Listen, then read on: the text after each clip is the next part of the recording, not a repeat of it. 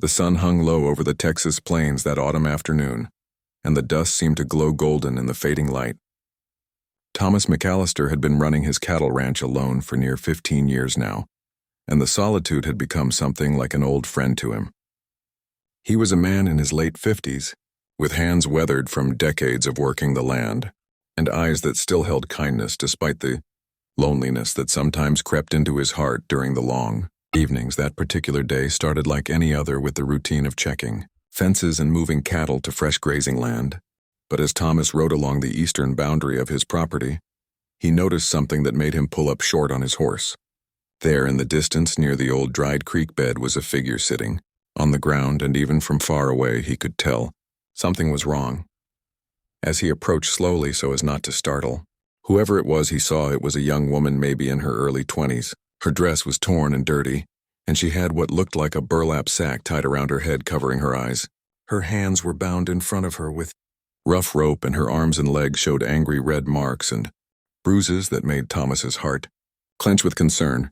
He dismounted carefully and spoke in the gentlest voice he could manage. "Miss," he said softly, "I'm not going to hurt you. My name is Thomas, and this is my land. Can you hear me?" The young woman's head snapped toward his voice, and her whole body tensed like a cornered animal. When she spoke, her voice was hoarse and filled with a fury that surprised him given her condition. "Hands off or blood on."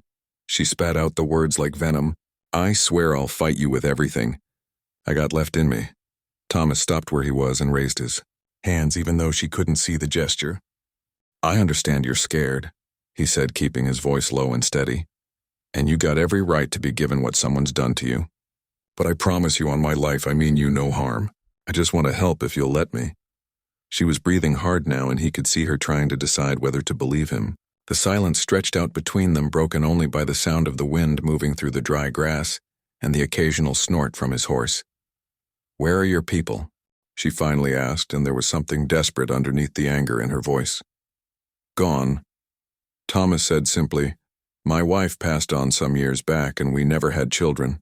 It's just me out here now. But I got a house with clean water and food and medical supplies. Let me at least tend to those wounds and get you something to eat. After that, if you want to leave, I'll take you anywhere you need to go." Another long pause followed, and Thomas waited patiently.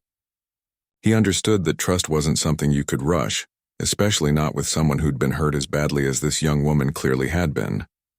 "Why would you help me?" she asked, and now her voice was smaller, somehow more vulnerable. "Because it's the right thing to do," Thomas answered. "And because once upon a time someone showed me kindness when I needed it most. Maybe it's my turn to pass that along." He saw her shoulders drop slightly, and some of the tension seemed to leave her body. "All right," she whispered, "but you try anything and I swear I won't." Thomas interrupted gently. "You have my word, and my word is all I got that means anything out here." He approached slowly and carefully untied the sack from around her head. When it fell away, he saw her eyes were green and filled with tears she was fighting hard not to shed. Her face was streaked with dirt, and there was a cut on her cheek that would need cleaning, but she was young and afraid and trying so hard to be brave. "What's your name?" he asked as he began working on the ropes around her wrists. "Sarah," she said quietly. "Sarah Bennett." "Well, Sarah Bennett," Thomas said as the ropes finally came free, "let's get you home and cleaned up. Can you walk, or should I help you onto my horse?" She tried to stand, but her legs buckled under her, and Thomas caught her before she fell. Without asking permission, because he could see she needed the help, he lifted her as gently as he would a child and set her on his horse before climbing up behind her to make sure she didn't fall. The ride back to the ranch house was quiet, and Thomas could feel Sarah fighting to stay conscious. When they finally arrived, he helped her down and half carried her into the house, laying her carefully on the sofa in his living room. Over the next few hours, Thomas worked with the kind of focused gentleness that came from years of caring for injured animals. He heated water and cleaned her wounds, applying salve to the worst of the rope burns and bruises. He made her drink water slowly and brought her warm soup that his neighbor, Mrs. Patterson, had given him the week before. Sarah watched him the whole time, her guard still up, but gradually something in her expression began to soften. "You really aren't going to hurt me," she said, and it was a statement more than a question. "No, ma'am," Thomas replied, "I really am not." As evening fell and the house grew dark except for the warm glow of the oil lamps, Thomas finally asked the question that had been on his mind. What happened to you, Sarah? Who did this? Her face hardened again, and for a moment he thought she wouldn't answer. But then the words came spilling out like water from a broken dam. She'd been traveling with a group heading west looking for work and a fresh start. 3 men in the group had turned on her, and 2 others robbing them and leaving them for dead in the wilderness. The other 2 hadn't made it, and Sarah had been wandering for 2 days before collapsing on Thomas's land. I should have died out there, she said, and there was a flatness to her voice that worried Thomas more than her. Earlier anger had, but you didn't, he said firmly. You survived, Sarah, and that takes strength. Real strength. She looked at him, then really looked at him, and something passed between them. An understanding maybe, or recognition of shared loneliness and pain. The days that followed fell into a gentle rhythm. Thomas gave Sarah his bedroom and slept on the sofa despite her protests. He made meals and tended to her wounds and never once made her feel like she was a burden. Sarah began to heal both in body and spirit, and as she grew stronger, she insisted on helping. Around the house, she turned out to be a fine cook, much better than Thomas, and she had a way with the vegetable garden that had been languishing under his inattention. They worked side by side during the days, and in the evenings they sat on the porch and talked about their lives. Thomas told her about his late wife, Margaret, and how they'd built the ranch together from nothing. How she died suddenly one winter from pneumonia, and how the silence of the house had nearly broken him in those first months. Sarah shared stories of her childhood in Missouri, and her dreams of becoming a teacher before circumstances had forced her west. Do you ever get lonely? Sarah asked him one evening as they watched the sun set in shades of orange and pink. Every day, Thomas admitted, but I reckon loneliness is just part of life sometimes. The trick is not letting it turn you bitter. How do you do that?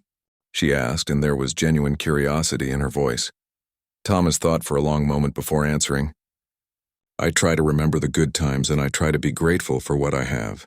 And when I can, I try to help others, because that's when I feel most like myself. Most like the man Margaret believed I was. Sarah was quiet for a while, and when she spoke again, her voice was thick with emotion. You saved my life, Thomas. Not just from dying out there, but from giving up. From letting what those men did turn me into something hard and mean. You saved yourself, Sarah, Thomas said gently. I just gave you a safe place to do it. As weeks turned into months, Sarah's wounds healed, leaving only faint scars. But she didn't leave. She and Thomas never spoke directly about her staying, but it became an unspoken agreement between them. She had nowhere else to go, and Thomas had grown used to having another person in the house again. Used to the sound of her laughter and the way she hummed while cooking and the comfort of not being alone.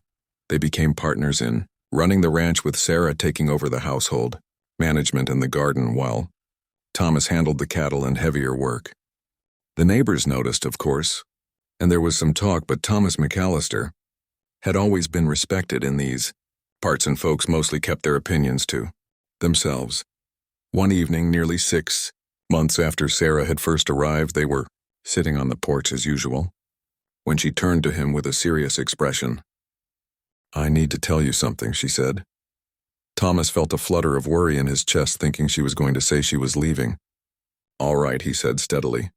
When you found me that day, Sarah began slowly, I'd given up.